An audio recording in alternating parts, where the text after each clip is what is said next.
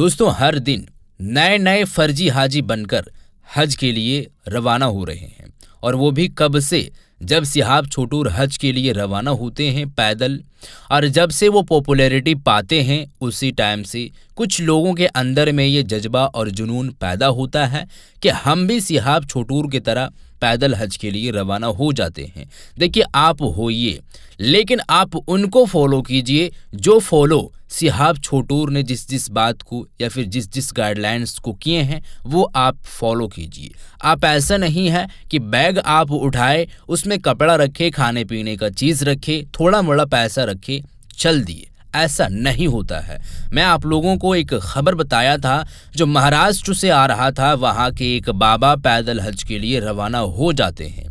जब वो रवाना हो जाते हैं तो उनको रास्ता भी मालूम नहीं है। सिहाब छोटूर को देख करके वो रवाना होते हैं। बेशक आप होइए, लेकिन उसके पास कुछ भी नहीं था। वो होने के बाद एक और ख़बर मैं आप लोगों को दिया था, यूपी का था, नाम था हासिम। वो भी हज के लिए रवाना हो जाते हैं। उनके पास भी कुछ नहीं होता है, ना ही पासपोर्ट रहता है, ना ही वीज़ा रहता है, कुछ भी नहीं, सिवाय जो इंडियन डॉक्यूमेंट है, आधार कार्ड, वोटर आईडी कार्ड, ये सब के अलावा और भी कुछ भी इंटरनेशनल जब आप ट्रैवलिंग करेंगे तो उसके लिए पासपोर्ट और वीज़े का जो ज़रूरत पड़ता है वो इसके पास कुछ भी नहीं था।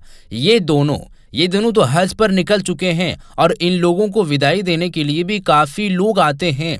अब किस गफलत की नींद में लोग मुसलमान भाई सो रहे हैं ये हमें बिल्कुल भी मालूम नहीं है। लेकिन अभी का ये ताज़ा अपडेट एक और सामने आ रही है कि जिला बहराइच के फ़करपुर के रहने वाले हैं जिनका नाम है जैनुल आबिदीन। ये भी बंदा हज के लिए रवाना हो जाते हैं। इनके पास भी कुछ नहीं है, कुछ भी डॉक्यूमेंट नहीं है। और हमें अफसोस ये बात का होता है कि जब इन लोगों के पास मीडिया वाले जाकर के कोई सवाल पूछता है कि आप क्यों जा रहे हैं और आप किस किस रास्ते से होते हुए जाएंगे, तो इन लोगों को रास्ता भी मालूम नहीं रहता है, रास्ता भी ये लोग नहीं बता पाते हैं। एक शख्स जो है ये जैनुल आबिदीन, इनसे जब पूछा गया तो इनका ये कहना है कि हम जाएंगे राजस्थान से पंजाब और पंजाब से बस सऊदी अरब। ये कोई बात हुआ? रास्ता भी मालूम नहीं है, लेकिन फिर भी वो चल रहा है। और अफसोस ज़्यादातर इस बात की हो रही है कि उन लोगों को विदाई देने के लिए, छोड़ने के लिए, जाने के लिए ये सोच करके कि ये हज पर जा रहा है। ये आप कहाँ पर किस नींद में सोए हुए हैं? ये आप क्या कर रहे हैं? ये इस्लाम को बदनाम करने में क्यों लगे हुए हैं? ये आप खुद सोचिए अपने आप में कि जब भी कहीं पर भी लोग बाहर ट्रैवलिंग करते हैं, अपने देश को छोड़ करके दूसरे देश में जब एंटर करते हैं तो उसके पास पासपोर्ट, वीज़ा ज़रूरी है। लेकिन वो सब सारी चीज़ को छोड़ करके सिर्फ और सिर्फ voter ID card, pan card और आधार कार्ड के अलावा आपके पास कुछ भी नहीं है, फिर आप कैसे जा पाएंगे? तो ये जो एक ट्रेंड लोग चला रहे हैं, ये ट्रेंड बंद कीजिए। और हो सकता है, मैं ये उम्मीद कर सकता हूँ कि आने वाले दिनों में ऐसा जो है वो केस सामने आने वाला है और काफ़ी लोग ऐसे हज करने के लिए निकलने वाले हैं। इसके पीछे का कारण जो है वो एक हमें अपने आप में मालूम हुआ है।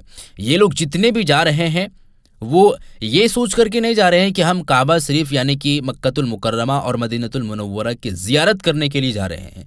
ये लोग ये सोच कर जा रहे हैं कि रास्ते से जब हम गुजरेंगे तो जिस तरीके से सिहाब छोटूर का स्वागत लोग कर रहे हैं, प्यार कर रहे हैं, सपोर्ट कर रहे हैं, हर जगह पर लोग जो है वो देखने के लिए दूर दूर से आते हैं, हमसे भी लोग प्यार करने लगेंगे, सपोर्ट करने लगेंगे। और जब ये मेरा काम हो जाएगा, बॉर्डर के पास हम जाएंगे तो वहाँ तो जाने के लिए इजाज़त नहीं देगी, यानी कि पाकिस्तान के अंदर एंट्री वो लोग नहीं देगी। बस वहाँ से हम घूम जाएंगे, ये बात कह जाएंगे कि हम जाने के लिए तो चाह रहे थे लेकिन वहाँ पर जाने के लिए नहीं दिया।